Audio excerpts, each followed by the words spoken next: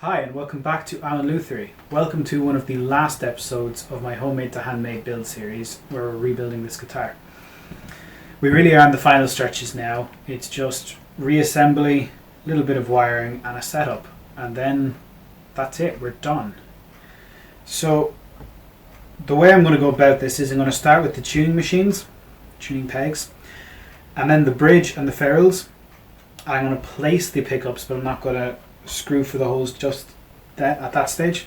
Strings on, and then once the strings are on, I can then line up the pickups perfectly, the pole pieces with the strings, and drill them in place.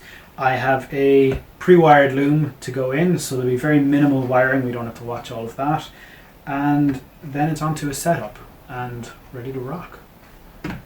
So without further ado, here we go. So starting here, just as I said, with all of the tuning machines. These are Wilkinson brand with a wood effect button, I believe. They're a nice set of tuning machines. I've no problem with them over the years. I always place in the threaded front on them first, just hand tightened so I can still move them, but they don't move by themselves. Line it up perfectly with the ruler on the back and then drill for the screws.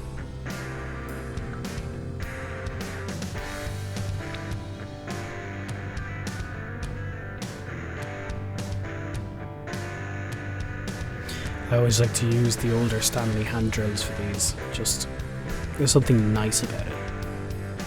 And a little bit of wax on each of the screws just to help them go in.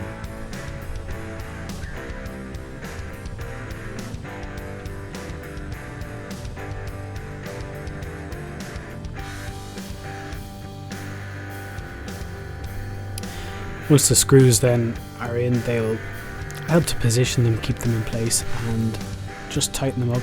Don't over tighten it. As with anything on any guitar, you never want to over tighten.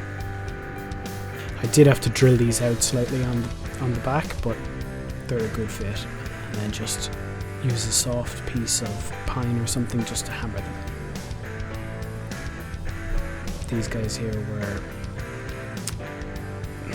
the finish that I applied made the holes slightly too tight. So, just have to drill them out.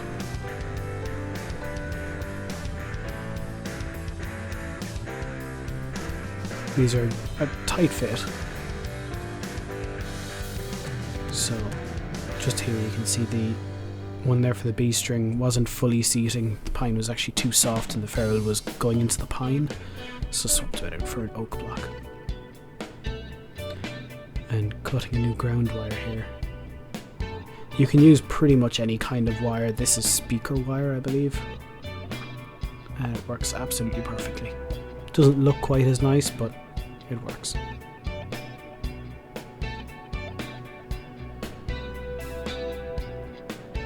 Just cleaning out the cavity. I haven't actually taken that back panel off since carving, actually.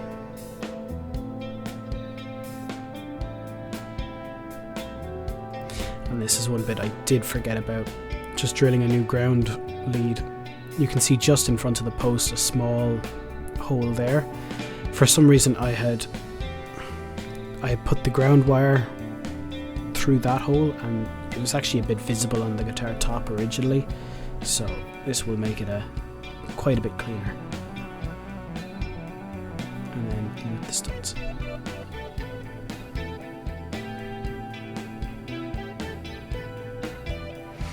Pretty happy with how those walnut pickup rings came out. Since they're from the same piece, they actually have a bit of a fade from the sapwood on the bridge side of them is lighter, and they get darker as they go more towards the neck.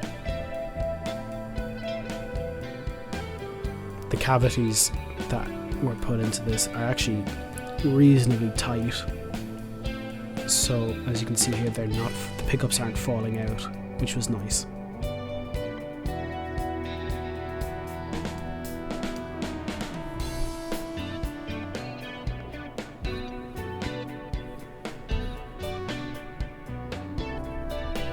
Skip the restringing phase here, we didn't need to see all that.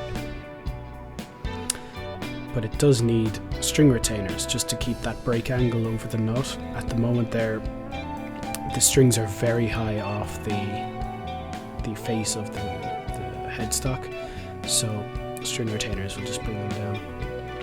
I always put the roller, these are roller string retainers, I put the rollers onto the strings, and that helps to position them exactly where they need to be.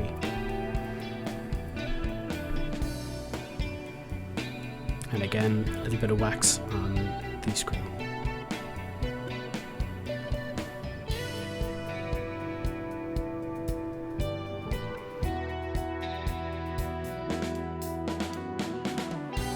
And make sure the strings are on, tighten them a little bit, and that will actually force it pretty close into alignment.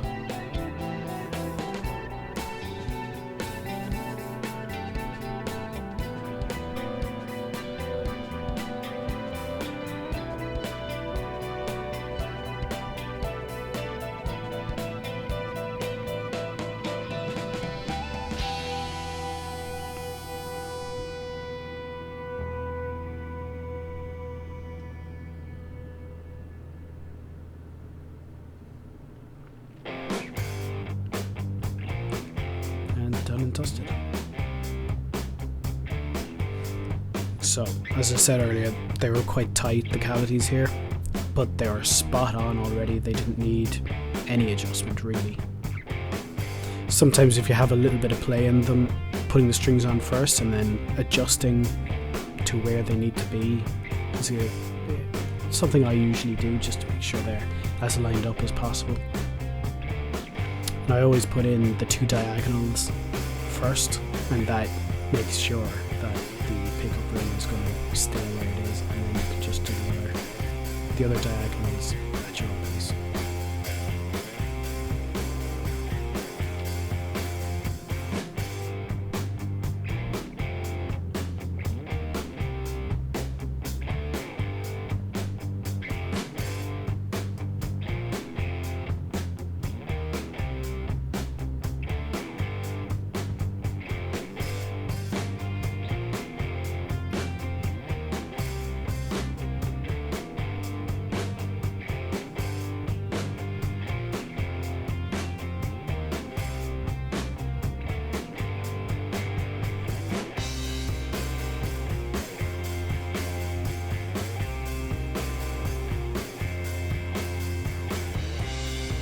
This stage I just decided this is quite an underpowered small drill. It's from Parkside, I think, so it's from Lidl or Aldi, so I can use that just to get these screws in place and then use the screwdriver to torque down on them properly. And this is my pre-wired loom.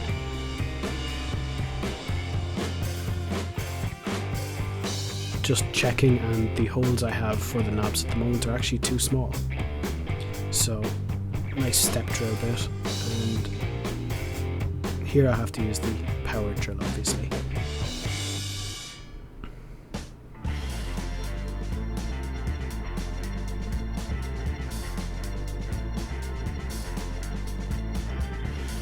Just stripping the end of the ground wire there.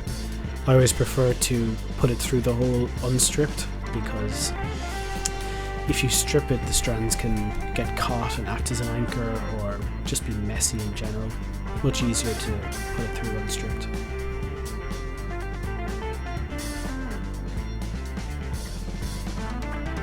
Just screwing all these in here, but what I did forget, and I'm pulling them all back out in a minute, these CTS pots have a little indexing nib on them, which I didn't want, so I just use the snips there and cut them all off.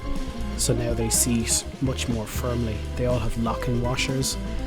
They're like normal washers, but they're serrated, so that actually helps prevent them spinning around, doing the same job as the indexing pins.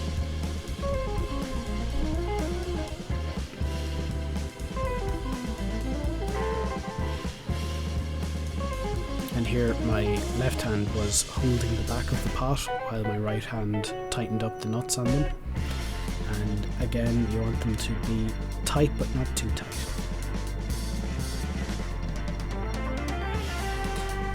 They're just taken off. The pickup wires are way too long. They don't need to be that long at all. So just cutting them down to a proper size.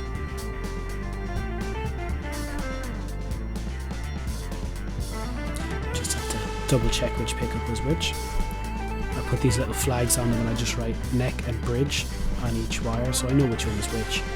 And I usually just leave them on. It can be helpful if they ever need to be rewired for whatever reason.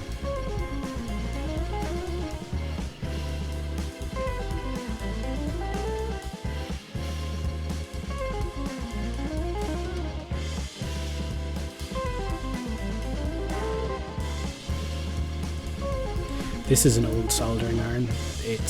Most of it doesn't actually conduct the heat anymore on the tip. It's a real nuisance to use, but for quick wiring jobs like this, it works fine. I have a proper soldering station in my office / storage room, which I use to prepare this the loom.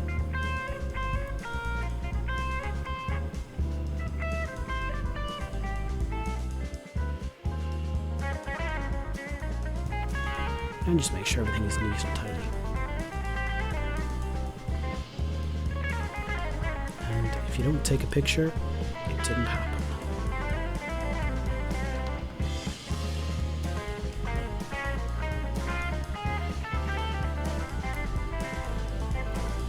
The black screws here I think actually blend in quite well.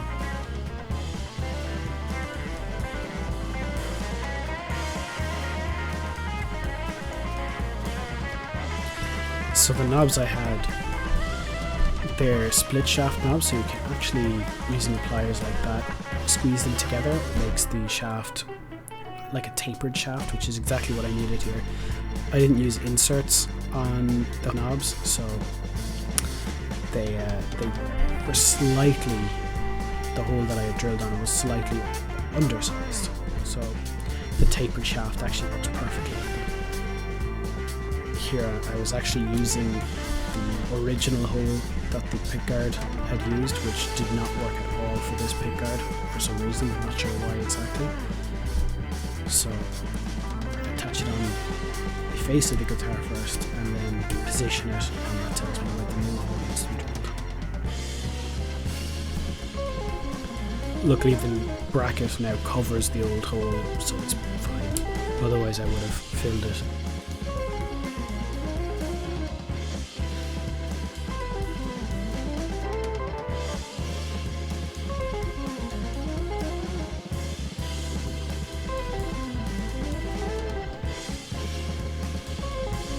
That is pretty much it then. I just need to do the strap buttons, which I believe it cuts off now in a second from, but trust me, you'll have to take my word, it has strap buttons. And that's it. It's finished, it's strung up, and it's playing nicely. So thank you very much for watching this series. It was my first real series and I had a lot of fun doing it and making it, and I hope you may have had fun watching it as well. I'd really appreciate it if you could hit like, subscribe, drop a comment if you had one, and follow me for future builds. I'll be doing full builds next anyway, instead of rebuilds, but I thought this would be a nice one for me to get into it, I suppose. So again, thank you very much for watching. Hope to see you again soon. And as the mug says, do what you love.